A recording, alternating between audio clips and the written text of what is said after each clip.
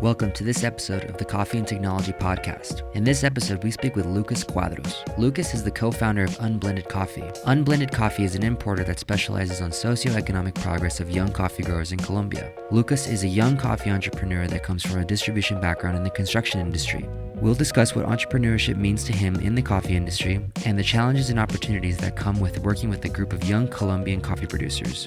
Hope you enjoy. Stoked because we have another young guest, entrepreneur of a new entrepreneur in the coffee industry, Norbert, and super stoked to have our guest on today and to get talking about young coffee producers and tech. And it's going to be a really exciting conversation for sure. Oh, wonderful. I look so much forward to that. Yes. Yeah. And with that, welcome Lucas Cuadros from Colombia, man. Super exciting to have you on the podcast. Woo! How are you? Oh, no, thank you. It's like quite the introduction. I hope not to disappoint. A lot of push, but thank you. It's quite an honor, Norbert and Nick. Thank you for the invite.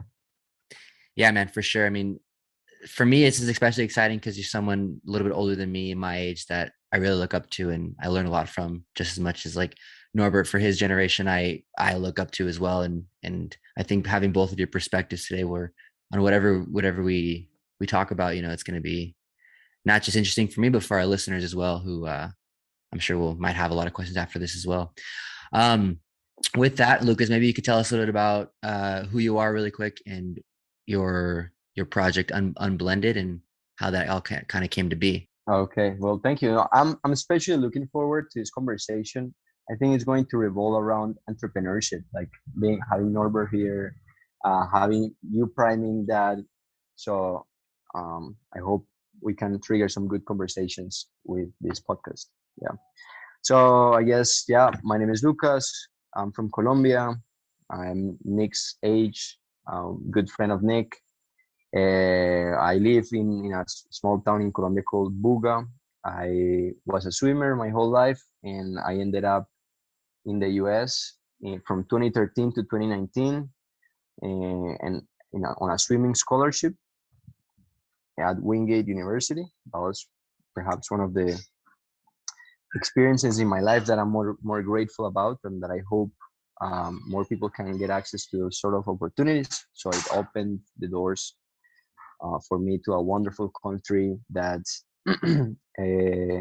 praises entrepreneurship and praises the individual work of a person. And then after graduating from marketing, I started a marketing company in a city called Monroe, North Carolina, close to Charlotte. And then we were doing websites and social media marketing for 5 small businesses in the area, like a restaurant, a spa, a car shop. Nothing fancy, but a lot of learning, a lot of good learning experience. I was a little bit tired of it, and then I joined an MBA at Clemson because I didn't want to leave the US just yet, and my visa required me to go back to school. So I was like, I'm gonna do an MBA. I applied for a scholarship with the Colombian government, and then in that program, which was really good and I really recommend, it was an MBA on entrepreneurship and innovation. So from day one, we had to bring a project to the class, and then every single class on that whole program revolved around that project. Like, you would study finance through the lens of your project, study accounting through the lens of that project, law, operations, marketing, so on and so forth. And around that time, my uncle, my mom's brother, he had a specialty coffee farm close to Medellin, in Betulia, Antioquia. And then he asked us to do a website. This was beginning of 2018, a website for him to sell roasted coffee. So we did, but he didn't have any money. So we're like, okay, we'll do it for you, and then you pay us commission on the coffees that you sell. And we did the website, we launched it, we brought the coffee. My room was the warehouse. We had a bunch of like roasted coffee there, and we sold to my friends, and that's it. So we only sold like 20 bags. At least you sold coffee, We, you know? I don't know. Yeah, but then we had like 80 more in my room, and then I would move one of those boxes, whole smell of roasted coffee. Everything smelled like roasted coffee. Delicious. Yeah, that was good. That was good. But except when you're like very tired at night, everything smells like roasted coffee. You wake up. Well, that was a good experience. Yeah. So we didn't sell after. I mean, after that first experience, but this is something good, and I guess an insight about entrepreneurship.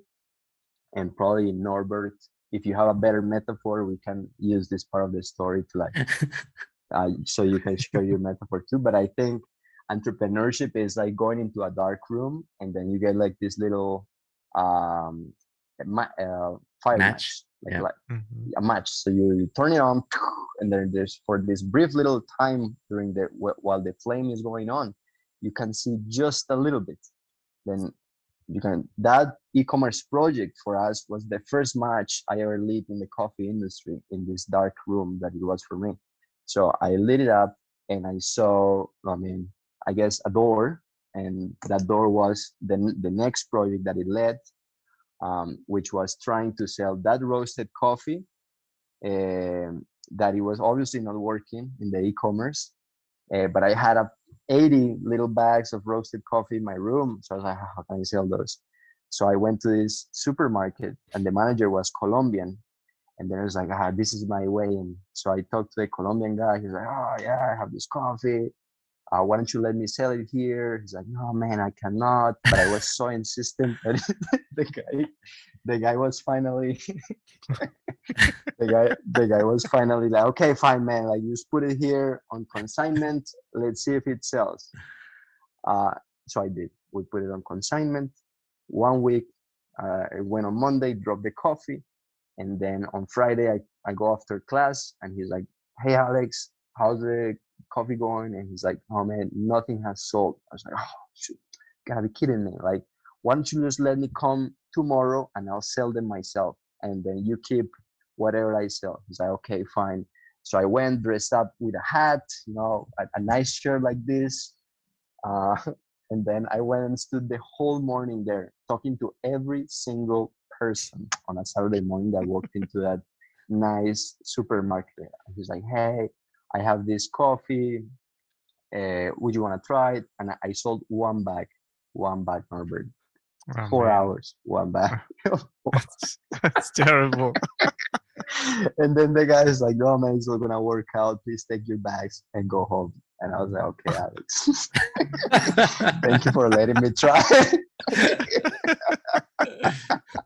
No, but that's one thing about you. You're very insistent. You're very like, you want to push it. You want to keep going until you can't anymore, which is cool. I'll tell you guys how insistent I was at that time. So something good about that whole MBA program is that part of a class was that our weekly homework, we had to turn in 10 meetings every week.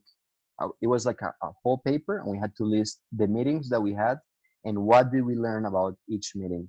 And those meetings need to be with potential customer, potential suppliers or mentors. So it was a lot of pressure. I was like, fuck. Oh, I'm sorry. I was like, oh man, I cannot. I'm out of the supermarket. I'm out of the e-commerce. There goes another match. There's this door, e-commerce didn't work. Retail didn't work. What's next? Mhm. And then I met a guy that was managing these golf courses. Well, that didn't work either. To not make this story very long. until I met the there is a roastery besides Clemson, and I met there was I looked on the website, and there was a guy named Marco Suarez, and then I looked and I was like, oh, this guy's Latin, this is my way. And so I went in and I asked for Marco, and then he's like blonde and has blue eyes. He's like no Latin at all, just his dad is from Chile. I was like, oh, Marco, I thought you were Latin. He's like, oh no, my dad is. but that's how we got connected. And then that's how I got introduced to green coffee. So he's like, why don't you do a cupping with us? Yeah, we like to learn what you're doing. And that was my first cupping ever. I was like behind the wheel. He was like doing with the spoon. I was just looking at him and trying to replicate what he was doing. But that was like the first actual sale. So after 4 doors, we got a sale in something in coffee, but it was totally different. Didn't have to do anything about e-commerce, nothing about roasted coffee, but it was a way. And I guess that's the story. From then, there are a lot of stories, but it's amazingly inspiring, I have to say, and I really can relate. I mean, if you're an entrepreneur, just make sure you have a really fast amount and a good source of those matches, because you yeah, always need them. And it's when you lit your first match, it's like, get out of the dark room, and it's like, yeah, oh, it's not that easy, right? You get from one dark room to another dark room. yeah, exactly. But no, this is very cool, and I think that reflects just the reality of entrepreneurs in general. You have to be insistent, and I really admire that, so that you were just at it, and the spirit, you take it, and the spirit, you reflect on it. It's not like that, oh, it didn't work, oh, what can I do, just walk away. I was like, no. Even like the supermarket story is super cool, right? You went in, there's a high chance that it sells on its own. I mean, ultimately it's a Right. supermarket, right? But you didn't let it do just to chance. Like, no, I will try to move this. And what else can you do, right? That there's Right. You push it to the absolute limit. Very cool. Also knowing for yourself that at this time, at this supermarket, that was not yours. But Mm. anyway, so Yeah. it's very, very, very awesome to understand that you are now standing at a very different stage, and you have evolved basically from the roasted coffee sales into the green coffee. Mm. Can you talk a little bit more about that? Well, the green coffee. So before going Mm-hmm. deeper into the green coffee, Mm-hmm. something that I appreciate about when I read entrepreneurial stories, like one of my favorite books is Shoe Dog by Phil Knight, the story of Nike. Mm. Mm-hmm. And because it tells the dates very precisely. And all that story that we told like in a couple of minutes, it happened in 4 months. You know how many frustrated nights there are in 4 months of not a project not working out? And this is what a lot of entrepreneurial stories miss. Like it took 4 months to get the first sale and a lot of frustrated nights. And then to this day, that was the beginning of 2018. It's been a little bit over 3 years since then, and still I haven't taken any money from me. Now the team is there are 4 people in the team, but I have another job. There's a guy in the US that the business sustain his family and himself. My sister is in the business; she has a salary. There's another guy, Juan, in Medellin. He has a salary, and the business, it's going. But this is how much time it takes, right? So now on green coffee. So that was my first time actually seeing a green coffee in that cupping. I had never seen green coffee in my life, even though I was from Colombia. Very disappointed I felt on the culture of coffee in Colombia. We should push harder to bring more people in. So then I was just like learning about how to evaluate it, how to copy it, how to all of those things. But I was very lucky that Will granted me the opportunity and believed in me, even though I had no experience. And obviously that came with a lot of mistakes in my side. I essentially went to another dark room with one match, but except that room now it had stakes in it. Now there was an order, there was money involved, so it was a dangerous dark room. A lot of pointy things and a lot of room for mistakes there. So obviously I made all of the mistakes that could have been made. I made them, and it cost me some money. And but then there's another thing, like if somebody starts a business because of the money, it's not gonna go very far. Probably you can relate, Norbert. So there's gonna be something higher that. There is ways to do it, but it's not the way I would ever do it. Um, but you can always have like an idea, find a VC fund and hit it hard for a year or two, learn, and either it works, it sticks, or it doesn't. But you also have to accept the reality that most people don't make it. And, Mm, whatever you invest, whatever that money is and wherever it comes from, just it's not working out. And but I totally agree with you. I think if you have a passion for something, it's more than money. Money is just it needs to be involved in a business, and that also gives it its sustainable structure. So for yeah. that, it is very good. But you wanted to solve a problem, really, and Mm. you know. Eh, So that's the let's hear that. that that's the key right there. I think, who did I hear this from? I recently was looking through Instagram, now coming back to Instagram, and I appeared one of those reels, and I heard a guy say, can't remember who, but he said a business is a design to how to match profit with solving a market, people's issues, people's relevant issues, and that design is your signature. That's like your piece of art, and that's what I thought. So I had a marketing background, and Mhm. I became, surprised how little retail marketing there was at the coffee shop level. Mm. So all the information it was like Colombia, Ethiopia, Mexico, but nothing further. Even though all the intangibles, the story behind the what makes a coffee unique, those are all great marketing, assets, opportunities that if you can leverage them correctly, it can add a lot to the experience of the person drinking that cup of coffee, and then that will translate in money, and that will translate in profitability for the whole supply chain.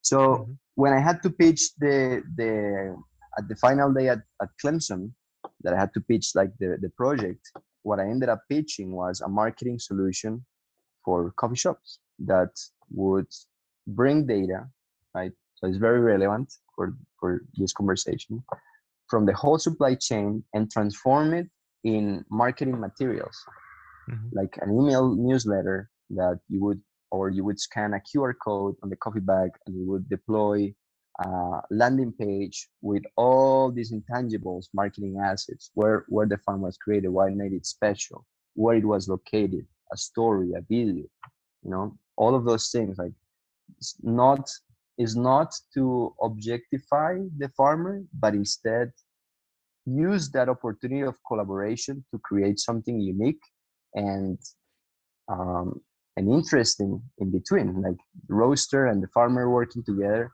to create something special, and create a lot of curiosity and add a lot of value to the ritual, the experience of making coffee. So that was the thesis I was set out to pursue with green coffee. And then so now with unblended, like what is unblended? How did unblended come out of that kind of thesis? And like, what is unblended doing with that kind of thought now in the coffee industry? Yeah, so obviously that was in the platonic world, that was the ideal, but the reality is that we needed to sell green coffee, because without the green coffee sales, we couldn't do anything with marketing. So what I ended up doing was, um, obviously I didn't have any money. The little money that I had lost in all the mistakes on that first shipment. So I got connected with Felipe Trujillo in Colombia, and he happened to have made a deal with a warehouse in Miami, and basically, it was a pretty bad deal. I was very lucky to come into that very bad deal. Essentially, the deal was, I'll send you these expensive coffees. If you don't sell them in 4 months, then you'll buy them from me at market price. So obviously, this warehouse had all the incentives to not sell it, and just leave it there in the warehouse. So I met Felipe, and he said, I have this inventory. Everything that you sell from it, I'll give you 20%, and you put the prices. So And then I started selling from that inventory. Uh, well, because of the mistakes that I had made, I had met like 20 roasters in like 2 months.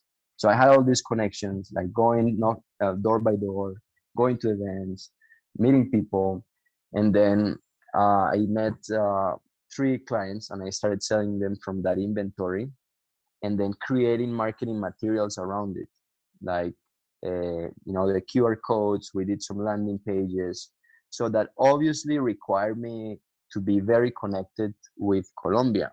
And also I became really frustrated because I remember Felipe had some coffees and he had no idea who they were from. I was like, how is this possible? Like, and I started to learn that that was actually more common than not, and that the majority of these coffee transactions happen behind this closed veil of the market price, um, right? And I became really frustrated with that. So I started going to Colombia and like, say, Felipe, I sold this coffee. I want to please take me to the farm. So it was like me and him going to the farm for the first time, and then taking pictures, meeting the people, and trying to establish these relationships. But that was like, that seemed a little bit backwards. Like, why would I sell the coffee and then establish the relationship? Shouldn't it be the other way around? So I guess Unblended started to become a system to sell coffee as a representation of the producer. So we understand ourselves more as the managers of these producers, as the representatives here. So in that sense, our clients are not necessarily the roaster, are the producer, and they're buying a marketing service essentially. Like, we want access to the US, we can represent you, we know the market, and we can help you, build your brand to where you want to take it. So that's kind of like where I was started. I was like wanting to test out, and then obviously a lot of like matches, dark rooms in the middle. And then I started to learn that that I started also to become very frustrated with the greenwashing in the industry. I was like, well, I'm doing this, but it sounds exactly the same as everybody's saying. How how is this possible? Yeah. So uh Can you so give us like an example or a little bit how that like greenwashing is happening on a broader scale? yeah. So language is very important. Nothing in the human world can happen outside of the realm of language. So the words that we say and communicate dictate what we do, right? So if in our website we say, we seek deep relationships with the producers, we seek to dignify the work of the hands and the soil and the craftsmanship, it sounds like exactly the same thing that everybody says, whether they do it or not. I'm sure everybody has really good intentions, but their their level of commitment to those words can vary. So you have to be very, very selective on the words that you use.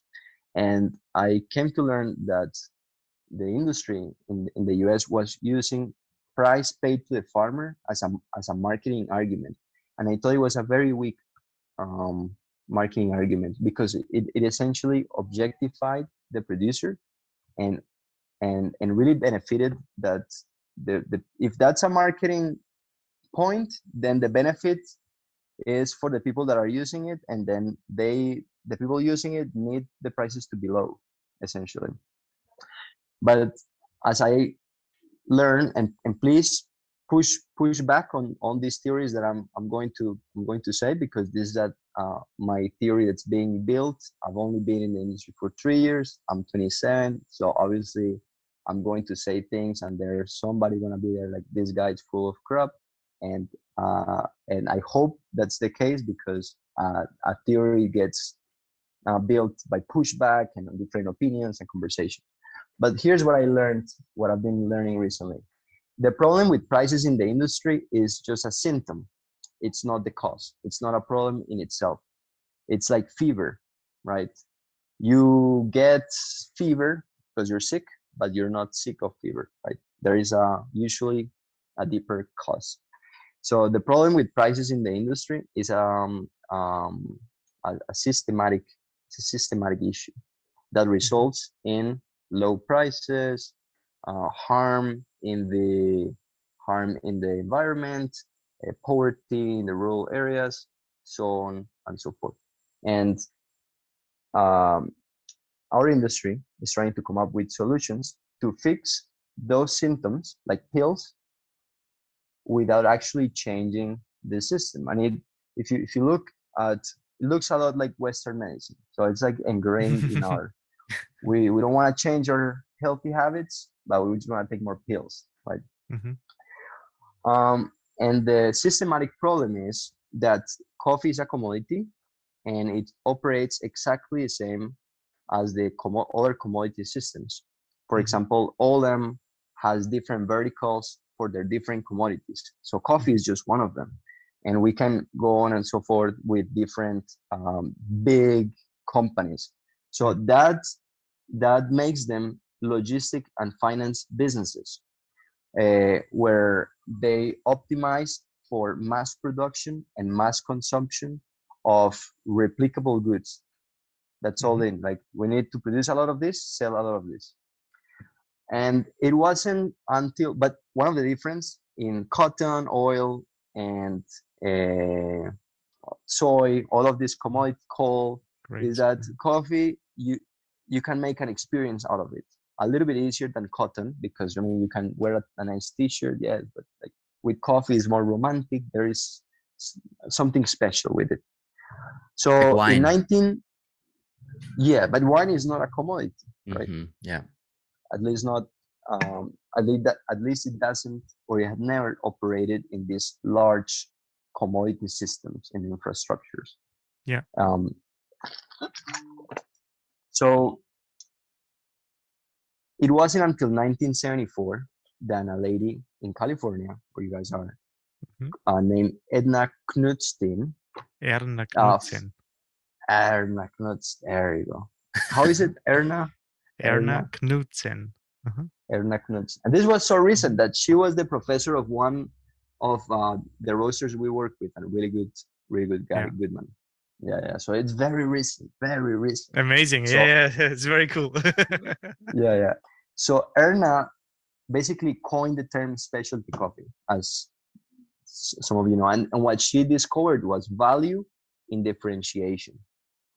So, I mean, if you know the story, please correct me if I'm wrong. I read it on a blog, so I'm not, morally to say the story as it was, but this is what I've read, and I found it super inspiring. So Erna broke herself in this dark copying room that was essentially designed for finding defects in coffee and looking for profiles for blends.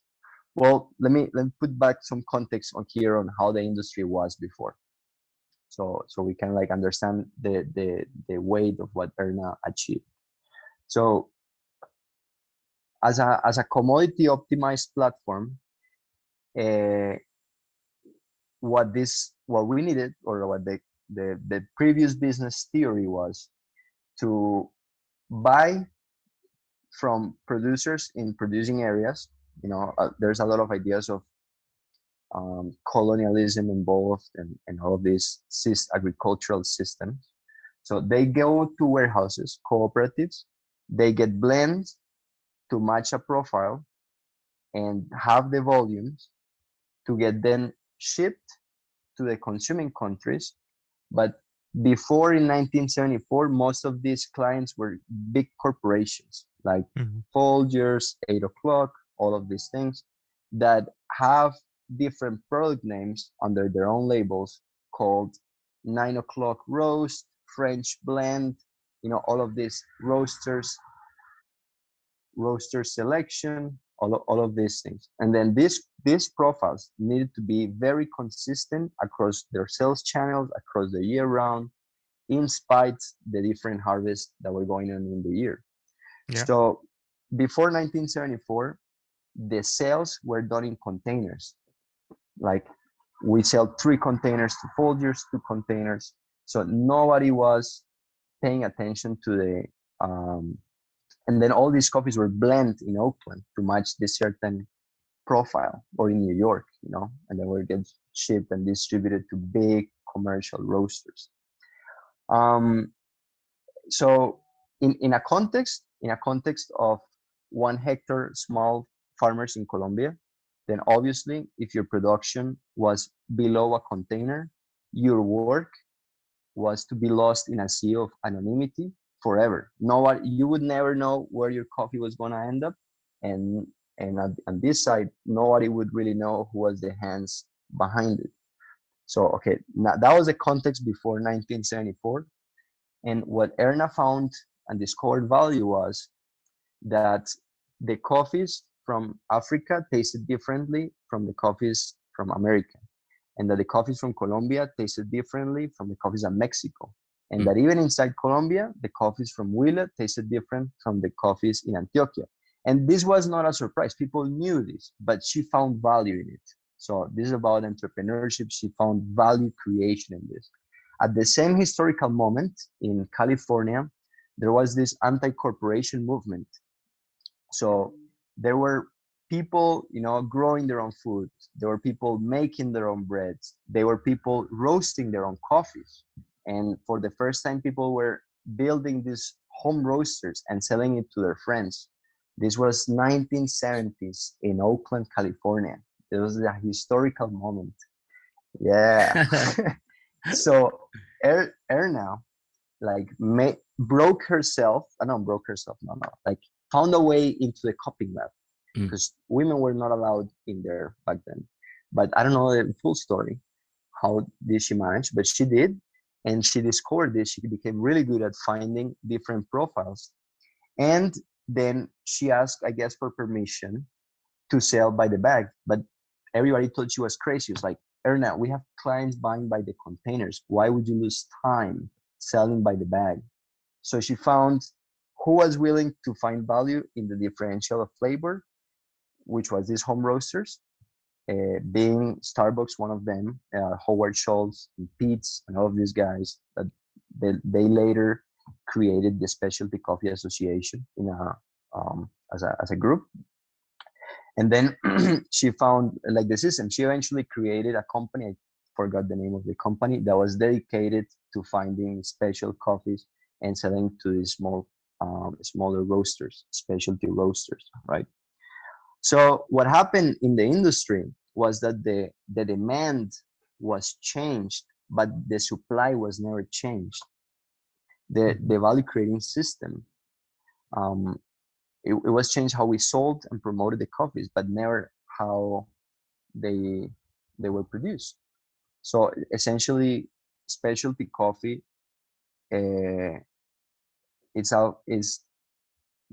operates under the theory of finding unique, but higher quality, distinctive coffees, but it operates under on top of a structure that optimizes mass production and mass consumption of goods that are the same year round, very consistent goods. And it essentially becomes a race to the bottom. So we have this incoherence in the system, and that's what creates, I believe, all the problems that we're seeing in our industry today. And let me go deeper on why I believe that's the case. So if we are to ask for higher quality, unique coffees, we need to build a system that reinforces higher quality and unique coffee production. And that is essentially a brand's business.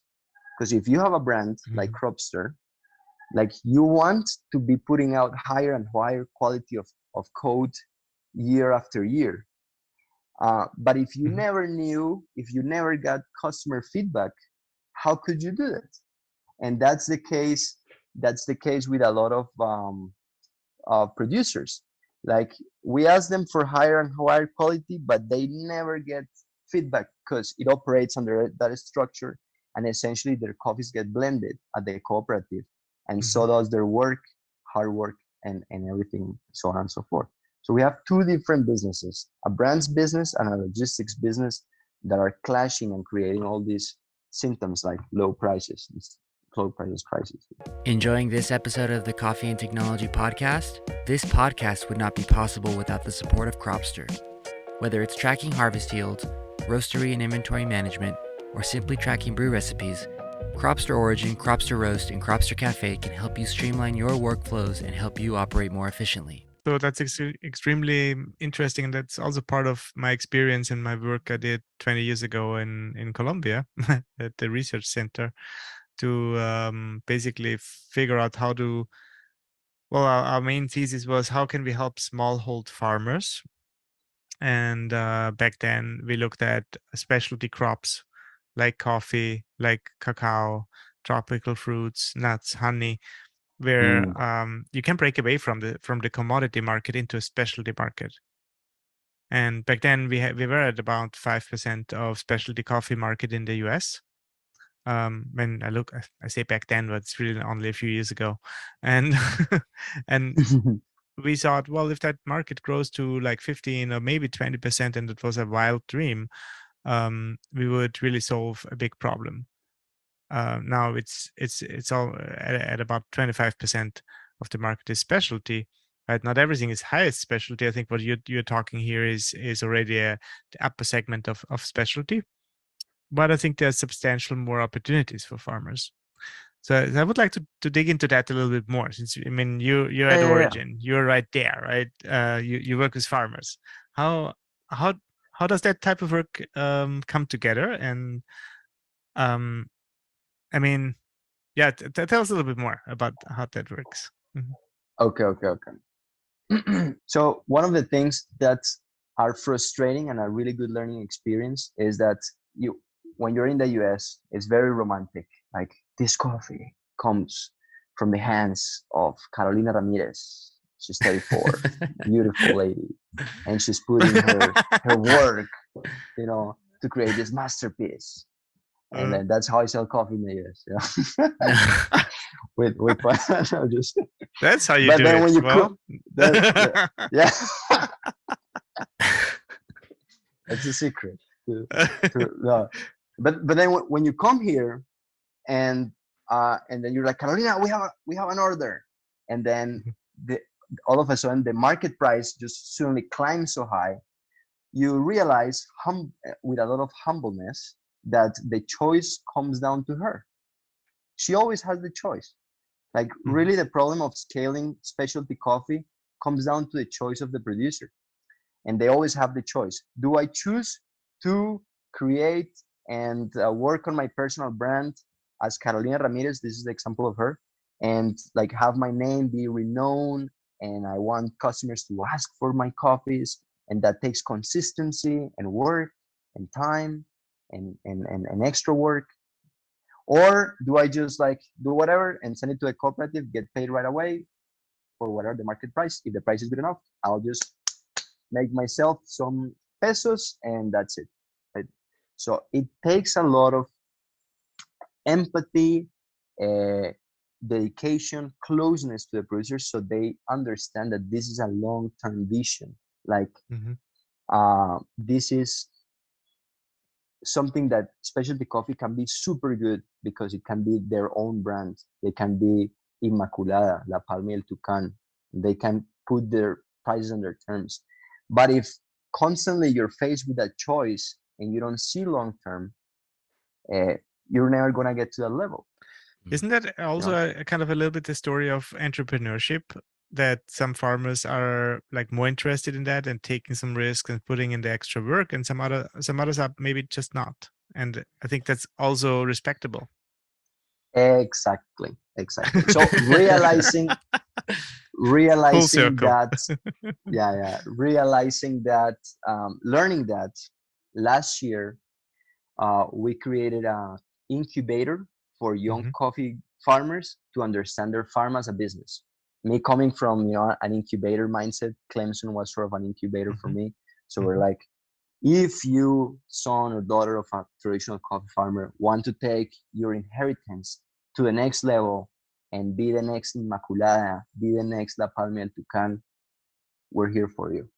Mm-hmm. So we created a program called UVI, that stands for Unblended Ventola Institute, that's focused on young producers. The youngest is 18, Valeria. She doesn't own the farm, it's her parents, but she wants to take over. And then the oldest is Andres, he's 35, he now owns the farm. And then it's a mentor-mentee system.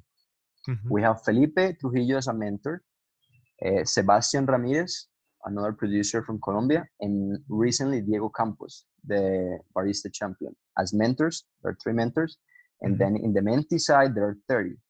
And all of them have farms, or they either inherited a farm or they're working on in their parents' farm. We teach them about, well, first of all, we do a lot of meetings, and the language there is, this is a business. We want you to be a coffee professional. So we're going to be here, learning together about branding, marketing, finance, operations, accounting, also farming techniques, processing. So Felipe teaches them about processing techniques. He co-designs the profiles. So we have Mm-hmm. a young lady, Sandra, super good. She goes there with the tanks, creates the protocols. We buy it, whether it comes bad or not. It usually comes really good, comes out really good. Mm-hmm. And then we do the fermentations with them. We buy it, and then to teach all the business acumen, we invite roasters. We invited Nick, he's not a roaster, but Nick on the next event is going to teach about data collection at the farm level. And we hopefully this can be a pilot for them to start collecting data with Cropster uh, during their harvest, to start tracking their cost of production, to start understanding their farm as a business and take that to the next level.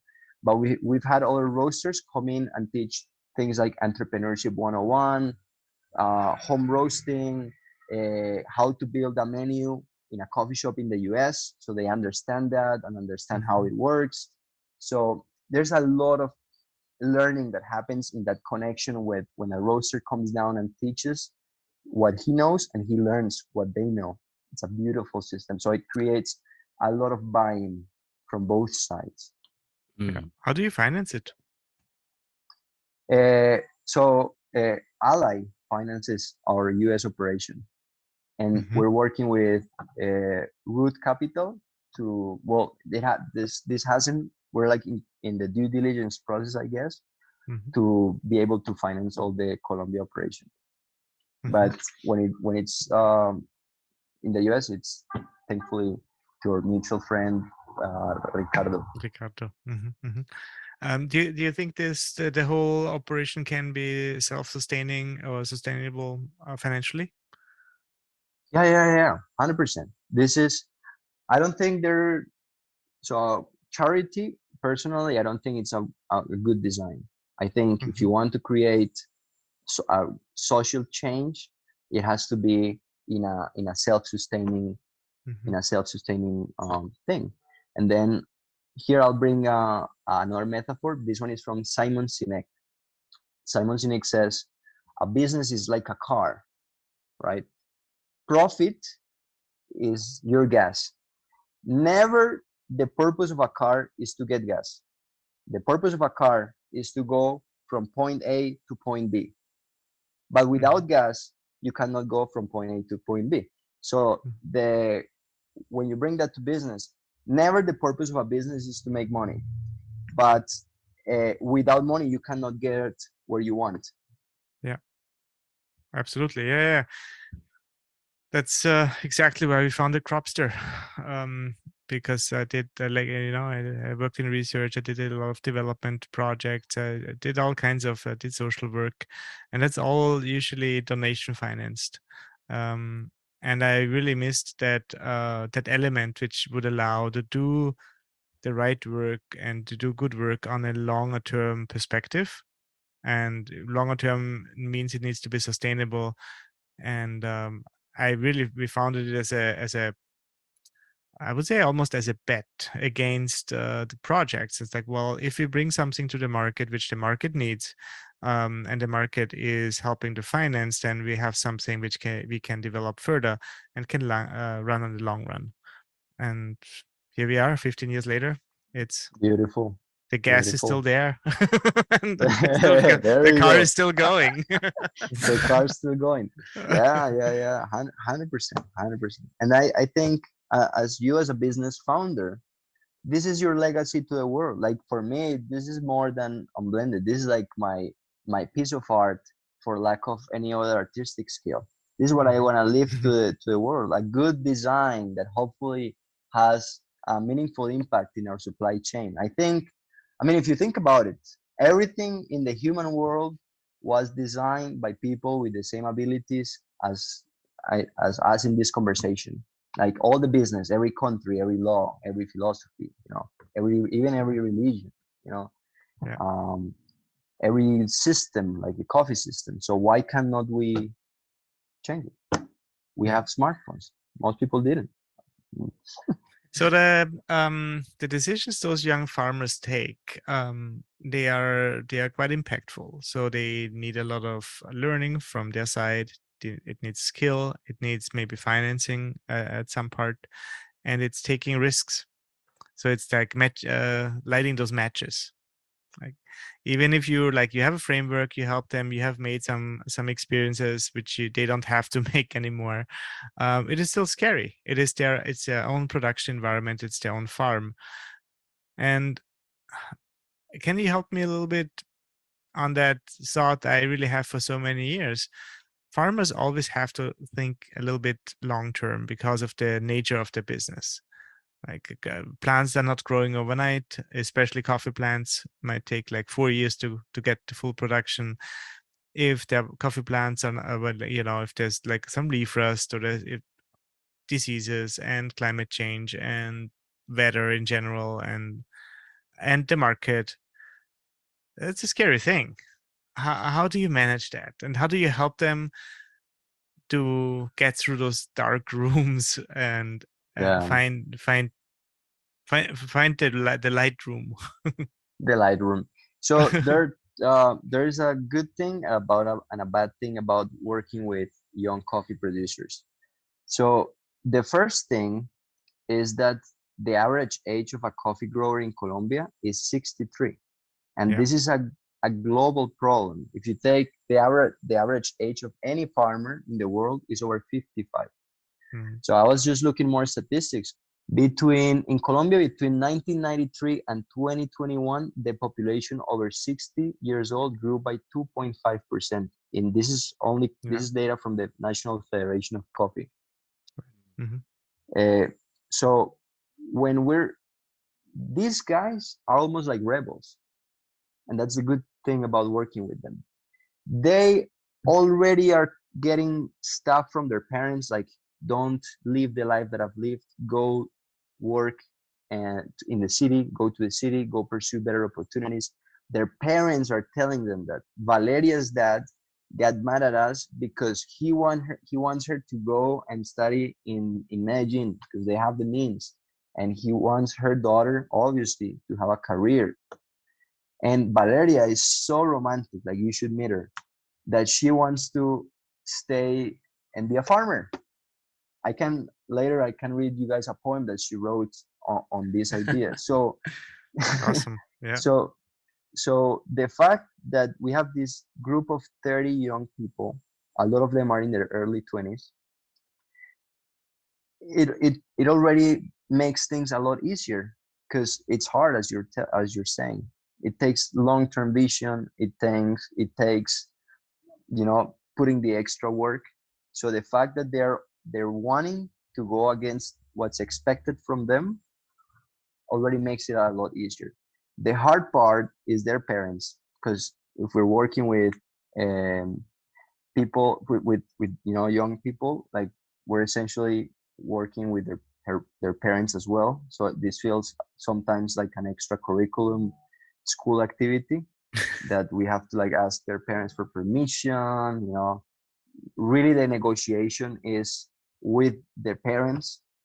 We like meet and let's do this black honey, and then but we have to like agree on the price with the parents, so the opportunity cost is there for them.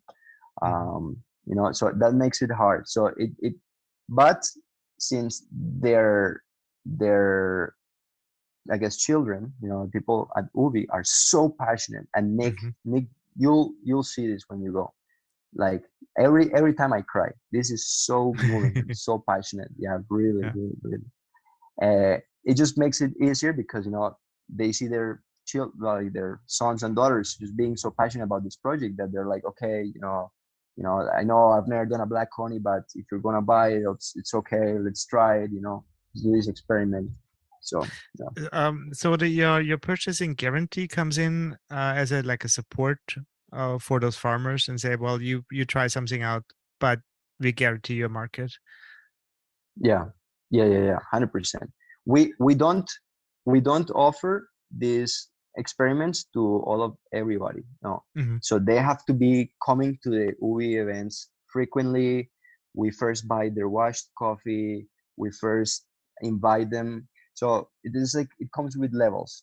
When we get a new member, their coffee usually goes into a community lot, a blend, right? But we have two. We have a washed community lot and a Cuadros, which is like an extended fermentation. Yeah. And then if they're involved, engaged, then we buy their washed, and then as a single lot. And when we buy it and we sell it, we invite them to a call with the roaster. So whoever buys their coffee, we meet in a call and we talk about how we're going to present this coffee. So that's why Valeria wrote that poem. That's why we did like a community run with Carolina, because she's a runner, and then the roaster that buys it is a runner as well. So a lot of these things that make coffee more exciting than just the coffee, right? So if these UBI members are engaged and wanting to do these things and wanting to take these calls and wanting to write this poem, well, Valeria just suggested that, but wanting to go the extra mile, then we propose a black honey, a natural, and then we do like a guarantee. So it's just. How do you do on language? I always found that language and culture, really, that's to me a fascinating topic.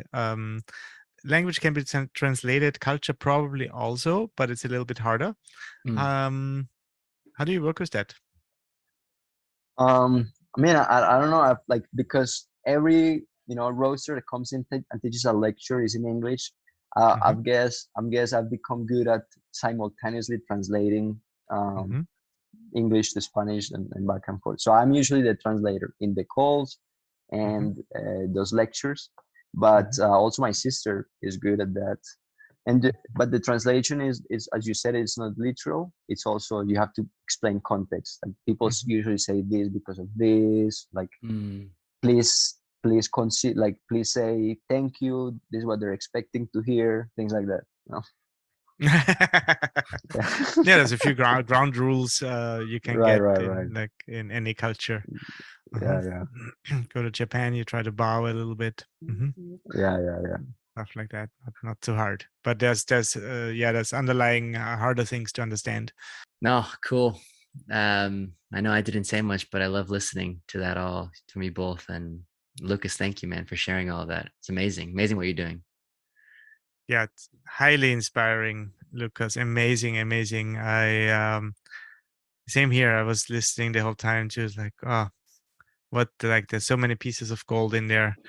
So I'm very appreciative of what you do, and also very happy that you share with us and with our listeners. Thank you so very much. Thank you. We hope you enjoyed this episode of the Coffee and Technology Podcast. To learn more about Cropster, subscribe to this podcast and follow us on social media. For more educational content, visit cropster.com/learn.